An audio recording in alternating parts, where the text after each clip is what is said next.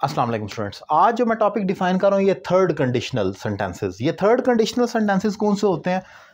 ये वो सेंटेंसेस हैं जिसमें आप पास्ट हाइपोथेटिकल कंडीशन को डिफाइन करते हैं। आपकी पास्ट डिज़ायर होती है कि अगर ये हो जाता तो ये हो जाता। मसलन अगर तुम मेहनत करते तो इम्तिहान पास कर लेते, यानी कि ना मेहनत उसने की ना उसने इम्तिहान पास किया, तो पास्ट की डिज़ायर को रोना कि ये हो जाता काश तो ये हो जाता, तो वो थर्ड कंडीशनल है। इसकी यूजुअली अगर के जो आइडेंटिटी है वो आपने देखना है अगर के फ़िक्रों में जो इफ़ क्लॉज है उसके आखिर में ता ती ते आए। जैसे अगर वो भागता, अगर वो लड़ता, अगर वो लड़ती, ता है नहीं कह रहा, सिर्फ इतना ही आएगा। अगर वो खाता, अगर वो पीता, अगर वो जाता आता, फ़ौरन समझें ये थर्ड कंडीशनल है। अगर इफ़ क्लॉज के आखिर में जो अगर वाला ऐसा ता ती ते पर ख़त्म हो तो फ़ौरन समझें ये थर्ड कंडीशनल है। अगर ये थर्ड कंडीशनल है तो स्ट्रक्चर अप्लाई कर देना। स्ट्रक्चर क्या है? स्ट्रक्चर ये है कि इसकी जो आपकी इफ़ क्लॉज है, जो इफ़ क्लॉज है वो आपने पास्ट परफेक्ट ले लेनी है, और जो रिजल्ट क्लॉज होगी उसमें वुड हैव, कुड हैव वगैरह आएगा थर्ड फॉर्म के साथ। अब जो इफ़ क्लॉज पास्ट परफेक्ट है वो आपको मालूम होना चाहिए कि पास्ट परफेक्ट से मुराद होती है हैड प्लस वर्ब की थर्ड फॉर्म।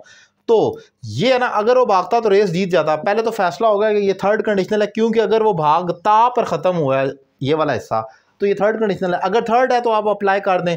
अगर वो भागता, past perfect, if he had run, ये वर्ब की थर्ड फॉर्म है।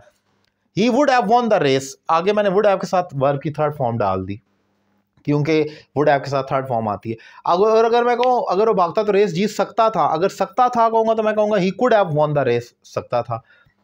इसमें अगर पैसिव हो जाए तो वो पैसिव भी उसी तरीके से होगा। पास्ट परफेक्ट में हैड प्लस बीन हो जाता है और वुड हैव के साथ भी बीन प्लस थर्ड फॉर्म हो जाती है। फॉर एग्जांपल अगर रेस जीती जाती तो इनाम दिया जाता, तो मैं ये कह दूंगा if the race had been won the reward would have been given. वो वुड हैव बीन हो गया और ये हैड बीन हो गया। इसमें एक केस ऐसा भी हो सकता है जो कंटिन्यूस हो जाए। फॉर एग्जांपल ये जो मैंने लिखा है अगर वो भागता तो रेस जीत जाता, ये तो डिफाइन हो गया। अगर मैं ये कहूँ अगर वो भाग रहा होता तो रेस जीत जाता, तो उसकी इंग्लिश हो जाएगी if he had been running, उसमें बीन प्लस ING आ जाएगा अगर मैं इसको कंटिन्यूस करूं। और अगर मैं रिजल्ट क्लॉज को कंटिन्यूस करता हूं, जैसे कि अगर वो भागता तो रेस जीत रहा होता, अगर इस क्लॉज को कंटिन्यूस करूं तो मैं कहूंगा if he had run he would have been winning. मैं इसके साथ भी बीन प्लस ING कर दूंगा। ये थर्ड कंडीशनल का स्ट्रक्चर है। कोशिश की है शॉर्ट स्पैन ऑफ टाइम में to the point, strictly relevant, और मतलब कम से कम टाइम में लॉजिक आप तक पहुंच सके और कंसेप्ट क्लियर हो।